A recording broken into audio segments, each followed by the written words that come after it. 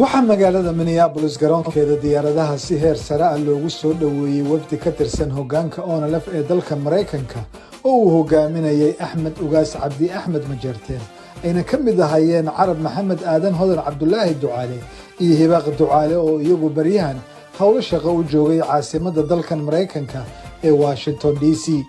iyagoo casuumaad ka helay waaxda arrimaha dibadda dalkan Mareykanka u qaabilsan arrimaha Afrika oo ay kala hadlayeen isbedelada geeska Afrika qaasatan kan Itoobiya sida ay sheegeen hadaladii laga soo jeediyay soo dhaweynta wafdigan ayaa waxaa ka mid ahaa assalaamu calaykum waraxmatullaahi wabarakaatuh alxamdulillaah athanaa lillaah asalaatu wasalaamu calaa rasuulillaahi sala allahu calayhi wasalam marka hore waxaan dhammaan u mahadcelinayaa dadkii ka soo qayb galay soo dhaweynta mas'uuliyiintii sarsare ee inoo aaday Washington DC sidaad u jeedaan insha Allah tacaala waa noo yimaadeen alxamdulillah cala salaama waxaan ummadda Soomaaliyeed iyo dhammaan inta danaynaysa arrimaha Somali State aan maaragtay aan leenahay bishaaro insha Allah tacaala guul iyo gobonnimo waxaan u baahannahay midnimo runtii ummadda Soomaaliyeed intan yaree hadda bilaabatay iyo in ka badanba waa la gaarayaa haddii la midoobo oo ummadda Soomaaliyeed ee midoodo jooxana waxay u taagan tahay sidee ummadda Soomaaliyeed u midayn lahayd meel kasta joogtaba khaasatan Somali State aad baad u mahadsantihiin marka hore insha Allah tacaala waxaan rabaa horta inaan ku soo dhaweeyo inuu kelimad yar yiraahdo mudane Muxidiin oo marti asagana inoo ah gudoomiyaha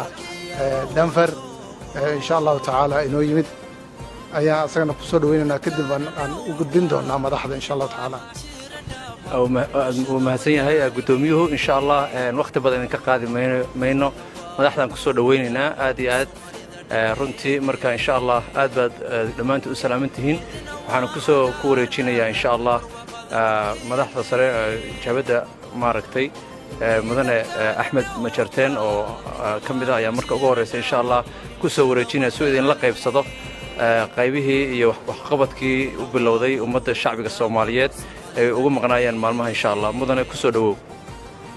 wad mahadsantihiin soo dhaweyntaadna soo dhaweyseen Minneapolis oo qabowgeeda xilligii lagu jiro u soo wada bambaxdeen si aad hawsha ummadda aad qayb uga qaadan lahaydeen annagu arbacadii baan khamiistii talaadadii baan halkan ka baxnay arbacadiina waxay noo ahayd shaqo hawsha aan u baxnayna waxaa ugu muhiimsan ay ku saabsaneed inaan qadiyadda iyo danta ummadda Soomaalida ogaadaya inaan u gaarsiino meel kasta ay suurtagal ka tahay waxaanan shirar kala duwan la yeelanay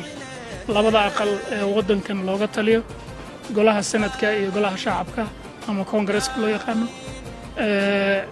shirarka kala duwan oo ilaa 4 shir oo kala duwan aha waxaanu kaga hadlaynay oo aanu kaga doodaynay annaga iyo madaxdii kale aan la kulannayba xaaladda maanta Itoobiya ku jirto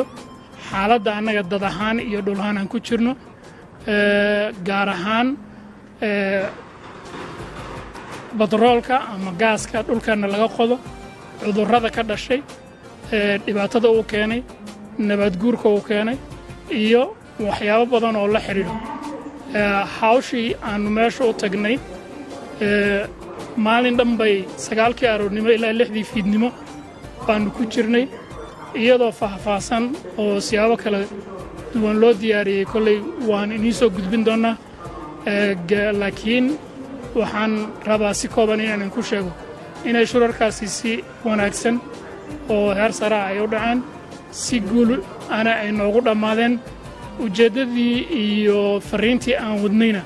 aanu gaarsiinay meeshii aan rabnay inaanu gaarsiino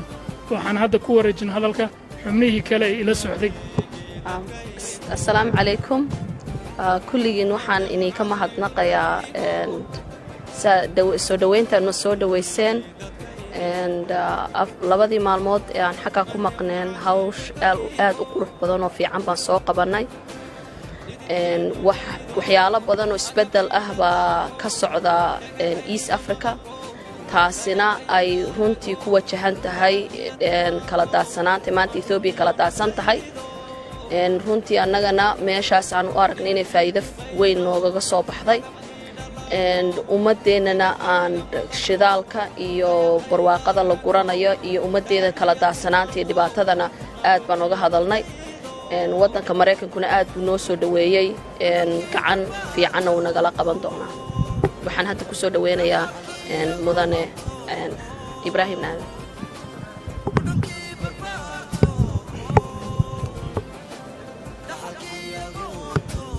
بسم الله الحمد لله رب العالمين ثم الصلاة والسلام على أشرف المرسلين سيدنا محمد وعلى آله وصحبه وسلم مركب كوباد وان إذن مهنقيا runtii soo dhaweyntan quruxda badan ee noo sameeysan marka labaad sida ay waftigii ila socday wada soconay Ugaas Axmed iyo Marwo Hodan iyo Hibaaq bay sheegeen halkan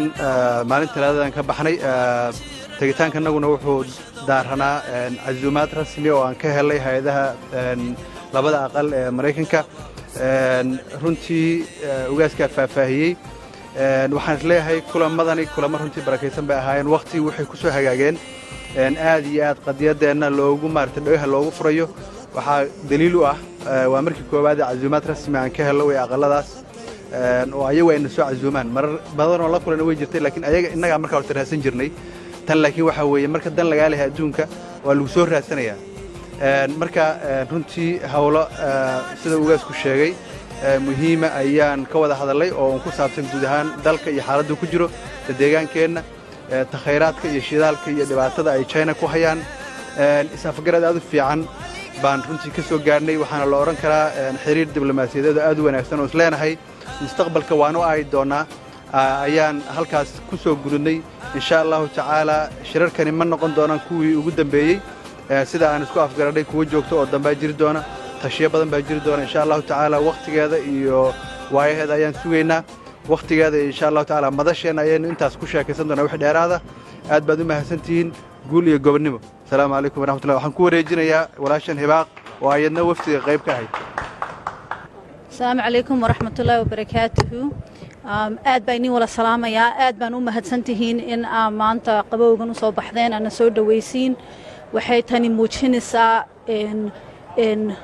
isla wadaaga iyo isku xirnimada in ay tahay one of the things that xornimada loo raadinayo hadda mudane Axmed iyo Carab iyo Hodan bawayba ka hadleen bar ani waxa rabaa inaan ku daro in maanta xoroobi doono oo xornimadeeni inay soo dhawdahay marka inta dadka ina daawanaya fariinta inii farayo waxa weeyaan xornimo way imaanaysaa sidekii qaadan lahaydeen maanta soo muujiya waa la kala baxaya marka insha Allah this is not our first visit and it's not going to be our last marka ilaahay haduu yiraahdo the next time halkaas kugu imaano waxa dhihinaa calankii baa laga taagay wadankii oo la faaqsan assalamu alaykum السلام عليكم ورحمة الله وبركاته دمانتي ما ودا سلامتين أنا قارهان أنا وفدي النوغي مت أنا واشنطن دي سي أنا وواحد لو فرح ويان مركل الرهو سامي قيبس مركل الرهو وأنا ماشي أتكلم قنتاي وحويان وح معرتي سوم كورنيسو ما أنتم حانو هالني جانس كدو وجانس يدي هراء وأنا هراء سومرني siyaasaddu marba dhinac bay isku rogaysaa marka toobinkan ku haynaaye aanu meesha ku sii wadnaan leenahay insha Allah hadduu Ilaahay yiraahdo waad ku haysaan waanan ma aragtay waan xoroobayna insha Allah hadduu Ilaahay yiraahdo si walbaan u xoroobaynaa gudnimo wax walba ku soo kuma dhamaysanayno aakhiran meesheedii wadadeedii aan haynaa marka don't ever give up hope is on the way insha Allah ta'ala